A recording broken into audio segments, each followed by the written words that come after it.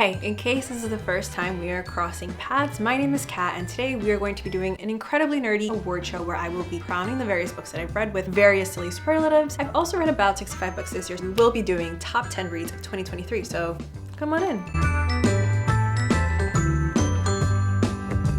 Okay, I didn't want to just go over the top 10 books because first of all, that feels like hella pressure. I feel like I've liked a lot of books for a lot of different reasons. I don't think like a top 10 fully encompasses or fully gives the respect that's due to all of the different books that I've read this year. So we're gonna be doing a little award show. It's like part yearbook superlative and part just like random things that I wanted to crown the books that I read this year. Hope that's okay. Let's just dive into it. Most anticipated book going into 2023 was Stillborn. So this is Stillborn by Guadalupe Nettel. This is translated from Spanish. In Spanish it's called La Hija Única. And this is a story about two friends, Laura and Alina. They bond initially over the fact that they both are disinterested in motherhood, and then as time passes, this changes. This book sort of explores the different iterations of motherhood. It explores devotion, it explores care. It looks at women generationally as well, what we make epicenter in our lives. This book spoke precisely to this little nag and nibble I had about this question of motherhood. So I really enjoyed it. I remember begging Bloomsbury for a copy. They kindly sent one over and I could not put this book down. I picked this up on a Friday and I remember finishing it like the next day or the day after. Super propulsive, really fascinating themes that it was exploring. This one definitely put her on my map. The next question, did it live up to the hype? Absolutely. That is the first award. Congratulations. All right, second award or superlative is the most read author. This one I think also goes to our girl Lupe. Let me triple check. Pulling up my Storygraph stats. The most read author, yeah, Guadalupe Nettel, with Lahiri coming up as a close second. But I've only read two Lahiris and I've also read two Nisha Dolan and I've read two Arnaud's. So yeah, I've just read three Nettelas this year. She won by a hair. Okay, next award, coolest reading discovery of 2023. And this one goes to the Irish authors. I read a couple of Irish books this year. It's a couple too. I read more than a couple. I read Acts of Desperation by Megan Nolan. We read Trespasses by Louise Kennedy, The Rachel Incident by Caroline O'Donoghue. We read Exciting Times by Nisha Dolan, Happy Couple by Nisha Dolan, read Snowflake by Louise Nealon. I think that's it. And yeah, I thoroughly enjoyed almost every single Irish book that I read this year. So much so that, I mean, the first time I booked my trip to Ireland, I didn't go, but I booked it because of Beautiful World, Where Are You? That trip didn't pan out, but after reading, what was it, 6 Irish books, I have officially rebooked my tickets. So we will be going to Ireland. I've made decisions based on far more frivolous things, so I have no shame about that. But yeah, it's been a wonderful discovery. I'm really excited to continue reading in this tradition. I have purchased a couple of Susanna Dickey books. They actually are nowhere to be found in the US. Like I can't borrow it from my library. They're just not here. So I have ordered it from Blackwell. So we're just gonna have to wait for that to ship from the UK. I purchased tennis lessons, and this is from a recommendation from this lovely human. So I purchased tennis lessons, and then I also purchased Common Decency because the blurb sounded like something I would be very interested in. There was a mention of infidelity, and we all know how we feel in this space about infidelity. For literature, it's fun, not for anything else. Okay, next title, next award. This one goes out to The Biggest Flirt, and this is uncontested. This is quite easy. A Court of Mist and Furies, because why was I blushing so goddamn much? I have not been so sick in love with the main love interest in so long. I can't remember the last time I was this taken with a love interest. He made me giggle, he made me kick my little feet, he made me pace, he made me fan my face, he made me clutch my pearls. I have been put through the emotional ringer for this man, and I'm not even a little bit mad about it. Especially in this particular scene where a particular someone sits on a particular someone's lap and that particular someone starts rubbing circles all over this person's body in public, and someone has a very human reaction to the touch of someone she finds attractive. Very, very flirty. And again, not mad about it. All right, next award. This one goes out to the biggest bookish surprise of 2023. And this one honestly was this set, ACOTAR. So this is a sprawling story about a mortal woman who is dragged accidentally into the world of Fae. Surface level, based on that sentence, I probably would not have picked up this book, but peer pressure did good this time around. She falls in love with one dude, finds her soulmate. There are survival tests, discovery of self, the most heart-wringing love. I've been waiting for you. I will never be okay ever again. There's war that they're training for. There's found family. There's community. There's reimagining. There's hope.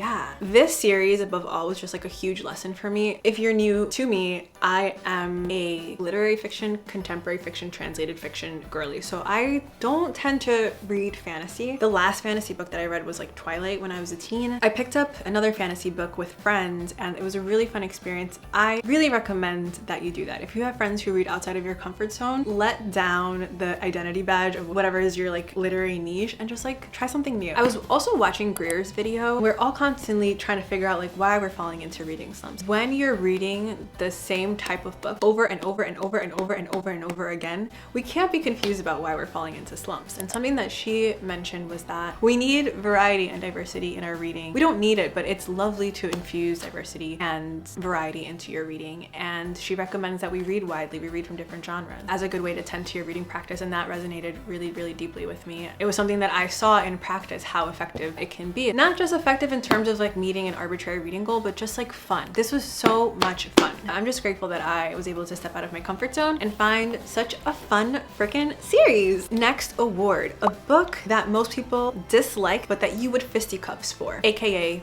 The Underdog. And I can't believe this is an underdog, but apparently Ali Smith's Autumn, this baby. So this is rated as a 3.25 on Goodreads, unacceptable. This is a really endearing story about an unlikely friendship between this older man and this precocious little girl. They're neighbors, and I think one day Daniel is watching Elizabeth. It's interesting because Elizabeth has this budding curiosity. She's also inquisitive and she's also inquiring, and Daniel is inquiring. His inquiry is to push towards a worldview where we are compassionate and we are whimsy and we are playful. And to see these two characters come together, reframe how they understand the world, was just the most heartwarming thing. I really love the language in this book. Again, very playful and very punny. I can't believe it's barely 3 stars on Goodreads, but here we are. Okay, next one. A book that did not live up to its hype. I guess this wouldn't be a superlative. Like if you saw that in a yearbook, you'd be like, yikes, shots are fired. But a book that a lot of people like that I just thought was okay was The Rachel Incident by Caroline O'Donoghue. This was a little outlier in all of the Irish books that I read. It was one that I had a fine time reading, and I read it physically. Maybe if I had read it on audio, I would have felt a little bit different, but it was just okay for me. I felt like it lingered for me on the surface and didn't really push me or challenge me in any way. I really did appreciate though that it delved so deeply into friendships. Oh, I haven't mentioned what this one's about. So this is a story about a girl. Oh shoot, what's her name? Rachel. Rachel and her friend, they meet when they're working. They sort of become friends because Rachel likes her professor and she's trying to ensnare him. So we're looking at the different sides of love. We're looking at platonic love. We're looking at how boundaries can become sort of muddled in all types of relationships, not just romantic relationships. They were also pretty enmeshed, and so it was interesting to see what it looked like for these two people who were so entangled to individuate and to maintain an intimacy while also becoming their own people. And if that's possible, or I think the question that the book asked was this: is it possible to go down your own path alongside someone? And it was what it was kind of exploring. So I think in theory it could have worked, but for me, yeah, I just felt okay about it. And a lot of people loved it, so don't take my word for it. Okay, next one, most fun to read, aka The Class Clown. And this one hands down goes to The Pisces by Melissa Broder. This was a book about a chick who falls in love with a mermaid, enough said. Again, this also sounds like a book that I would probably not approach, but it was a ton of fun. There's a little bit of existential dread, a lot of brooding. Took this book to Miami and I was cackling on South Beach. So yeah,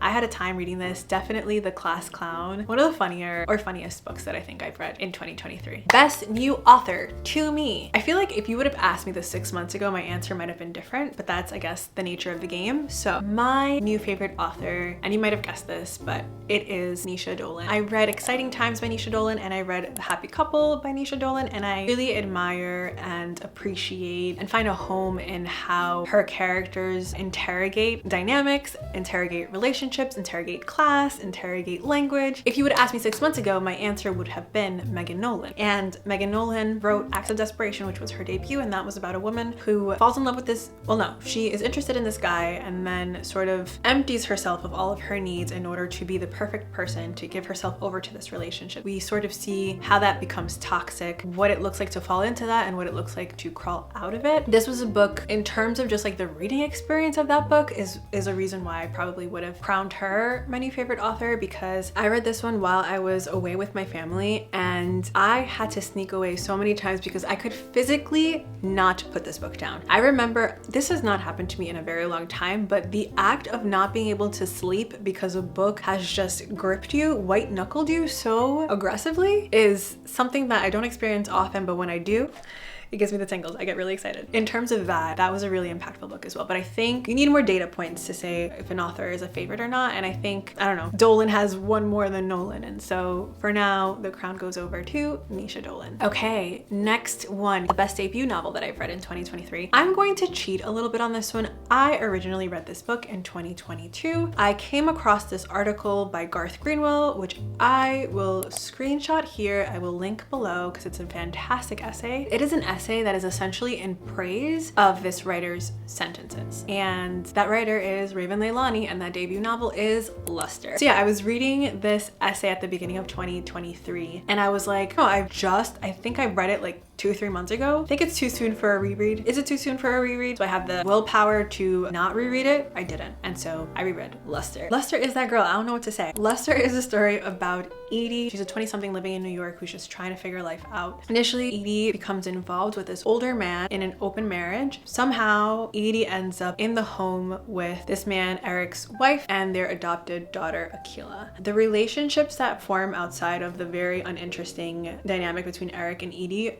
are the meat of this story. I think it talks a lot to care, to what it means to be held so that you can see yourself. Yeah, it's a fantastic, fantastic book with the most sumptuous, delicious sentences. There are several parts of that book that I have like flashbulb memories about, but there's one part, can't really talk about it because it's kind of explicit, but yeah, just read the book. Just trust me on this one. If you have not read Luster, gently, kindly pick it up. It was phenomenal the second time, and I am patiently, very impatiently waiting for Leilani to give us something new. Yeah, that is just like my favorite. I cannot believe that that is a debut novel. So yeah, crown, well appointed. Next award goes to most experimental, and this one will go to Bonsai by Alejandro Zambra. This is a weird, tiny novella that is exploring the love of literature, of language, and relationships. It uses form and the tight confines of a novella to poke fun at literature, but also revere literature and also hold some commentary about the different relationships and loves that we allow, that we enter willingly, even though we know that they're not going to end well. The differences in these like lengthy loves versus these short loves, asking what makes something impactful. Is it its breadth and its length and its complexity, or is it simple? And is sometimes the most simple thing complex? Yeah, it was very experimental. I remember when I first read it, I read an article that was asking if this book was gimmicky, and I was like, maybe. But the more I think about it, the more that keeps like bubbling up to the surface, and the more revelations I keep having about it. And yeah, it's just one that like has just like perched itself on like a cognitive ledge, swinging its feet and just like, what about this? What about this? I'm constantly just like matrix dodging. Every time I think about it, there's like a new level of like, oh, and also this. So there's just like new levels of understanding and questioning that I think is the point of an experimental novel. Next one, most likely to break your heart. I think I've read a couple of books that might break your heart, but the one that affected me in a way that I couldn't actually put words to, which is the most dangerous kind of heartbreak, is Annie John by Jamaica Kincaid. This is a book that looks at the mourning process of a child who is moving into like a new developmental stage in their lives. They're trying to understand what it means to be an older adult. It's about all of the fractures and losses. In the beginning, it starts off with this like very morbid curiosity about this child who died. She was so surprised because she didn't know that children did die, and then it sort of moves from there in a beautiful, heartbreaking way. There are some far smarter people who have far more insightful things to say about this book, but I feel like I just felt this book not on like a cognitive level, but like on a heart level, which made it all the more devastating, if that makes sense. But yeah, we're okay now. but that one broke my heart. Most likely to be reread. This was another book that I think I read with my senses and my heart instead of like my brain. And this one goes to Upstream by Mary Oliver. This is a book about a lot of things. I think about life. I can't really tell you what it's about except that it was beautiful and wonderful. It felt like when you are in nature and you're surrounded by trees and you hear like rushing waters, you smell damp moss, and the medicinal effect of being in nature is a symptom. It's not like anything that you're taking in directly, but you feel held and you feel healed, and that's what it felt like to read this book. I hope that in my second read I can maybe approach it with heart and a little bit of brain power, but I don't need it. I don't think my head so much in this, and so I wouldn't mind having my heart held by this book again. It's beautiful. Mary Oliver is a wonderful poet, and so you feel a lot of the heart of her poetry in this collection of essays, and I can't recommend it enough, and I will likely be rereading it. So yeah. Most playful book. This one again goes to Autumn by Ali Smith. I was so tickled by the language. It was super playful. I guess that's all I have to say on that. We have two more titles, two more superlatives to be handed out. Life of the Party. This one goes to Really Good Actually by Monica Heisey. Not sure if this was her debut, but this was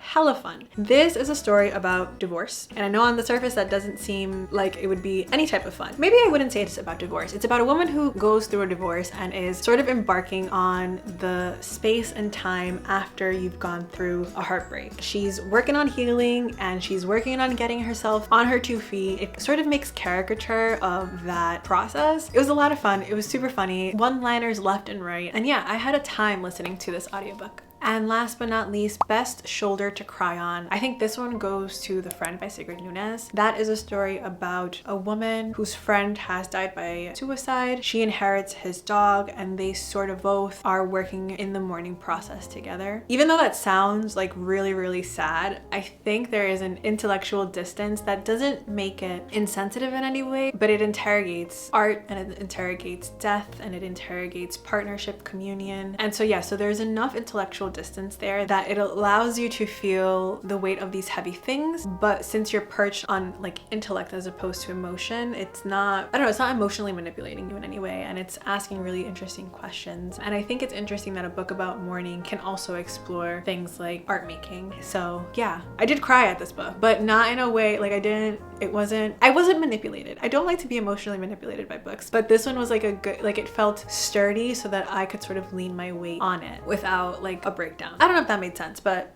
I don't know. This is my game and I make the rules, so. Okay, those were all of the awards. Congratulations to everyone. And now we'll go over the top 10 books of 2023. So I will start with my I don't want to put these in order. These are not going to be in any particular order. Okay, that's just gonna ease my soul.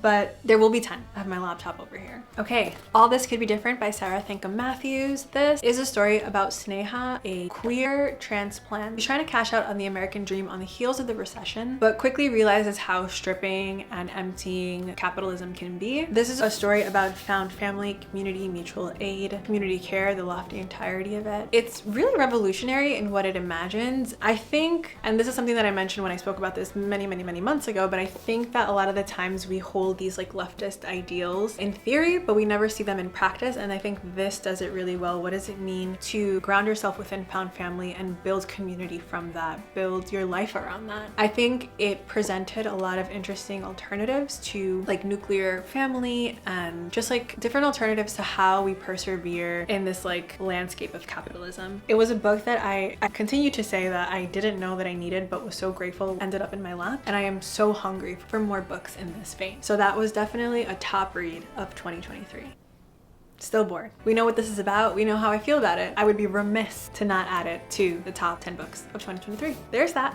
This one I do not have a physical copy of, but Chain Gang All-Stars by Nana Kwame. This is the prison system meets Hunger Games in this dystopian novel where people who are incarcerated are able to participate in this to the death game where if they're able to survive, they can achieve freedom. This was such a chilling, adrenaline-y book. I am very easily stressed, and so I was stressed reading this book for a lot of it, but it was also a book that broke me. It was a book that incensed me and angered me and filled me with rage. He does something wonderful where he will include footnotes. It's not overwhelming and it's not something that's alienating. He just puts in reminders that these are things that are not fiction and these are things that are happening. And so yeah, it filled me with a lot of rage, but also the gamification of it was like really trippy to experience. But then it was asking, or sort of bringing light to the attention of what capitalism does to the mass incarceration system. It shines a light on the mass incarceration system as a whole. And it was really asking about humanity, who holds humanity, and how do we achieve freedom. This was a fantastic book. I always say that I do not do broad stroke recommendations, save for this one. I say everyone read this book.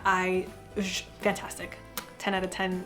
Chef's kiss. Okay, another book that I do not have the physical copy of, but that I really enjoyed the reading experience for is Trick Mirror by Gia Tolentino. This is a collection of essays that looks at the self and different iterations of the self. There were some essays that were stronger than others in this collection, but I remember the essays that did hit with so much reverb. I still have to borrow the book so that I can reread those few essays that really hit home, but this was just like a fantastic collection. Another book that I just recently read and have been so blown away by the magnitude and the force of this teeny slim little novel is Minor Detail by Adania Shibli. This is a story told in two parts. The first part happens in 1949 and then the second part happens in present-day Palestine and Ramallah. The first part goes over the capture, rape, and murder of this young Bedouin girl. In the second part, we have this woman whose birthday happens to fall 25 years to the day of the girl's death. She becomes obsessed with this minor detail and is trying to gather more information about it. Access to information though is limited because she lives in an occupied territory and she cannot move freely. This was so, like, in terms, I think, and I mentioned this before, but the content is so important and imperative, particularly with what's happening in the world right now. On a craft level, this was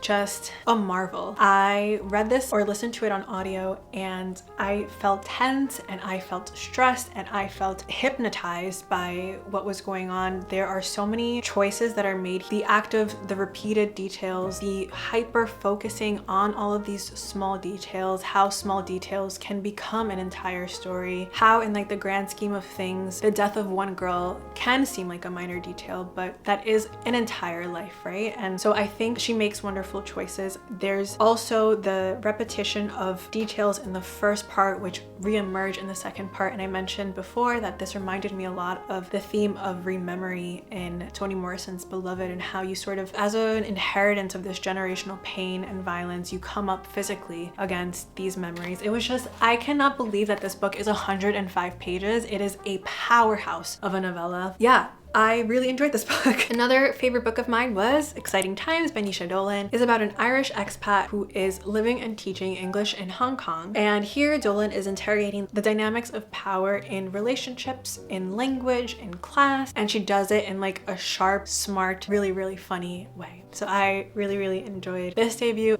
Did we mention Autumn by Ali Smith? Absolutely one of my top reads of this year. Whereabouts by Jhumpa Lahiri. This was an early favorite because I just really related to the character. She's not well, but neither are we. This is a story about a woman who lives in the peripheries. She is constantly attempting or trying to understand connection. I first described this as like when you're trying to clasp a necklace and you keep missing the metal clink to secure that clasp. That's what this felt like. She was constantly reaching towards or trying to understand connection, but it was always evading her. This is a beautiful, sparse novel. This is, I think, the first novel that she's written in Italian and then translated back to English. So it's just really interesting. I know that when Jhumpa is asked about whether or not this reflects her experience in a new language, she sort of pushes against that reading of the book, but I imagine that if I were living in a new language, I would feel this sort of isolation and this sort of difficulty to connect. And I mean, I don't have to live in a new language to feel that. There are different identity markers for me that sort of grant me access into this experience. And so yeah, it was one that I felt really seen by, one that really moved me when I read it. I spoke before about the impact of a novel in terms of how sticky it was when you were reading it and then the residue that it leaves after you're done with it. And this was one that I thought about for I think like 2 weeks after I finished. So yeah. Okay, next one is Acts of Desperation by Megan Nolan. We spoke about this one a little bit before, but again, in terms of my reading experience of this, I don't typically feel addicted and like I can't put a book down, and this was definitely unputdownable, and so obviously deserves a spot in this top 10. Okay, and then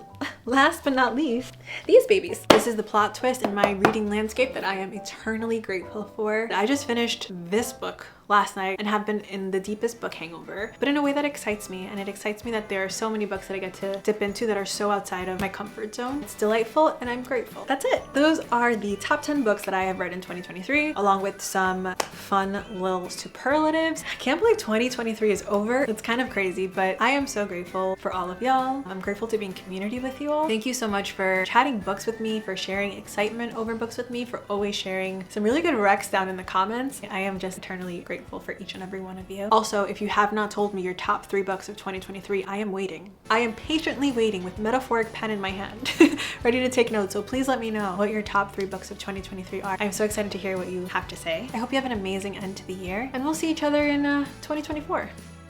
Bye.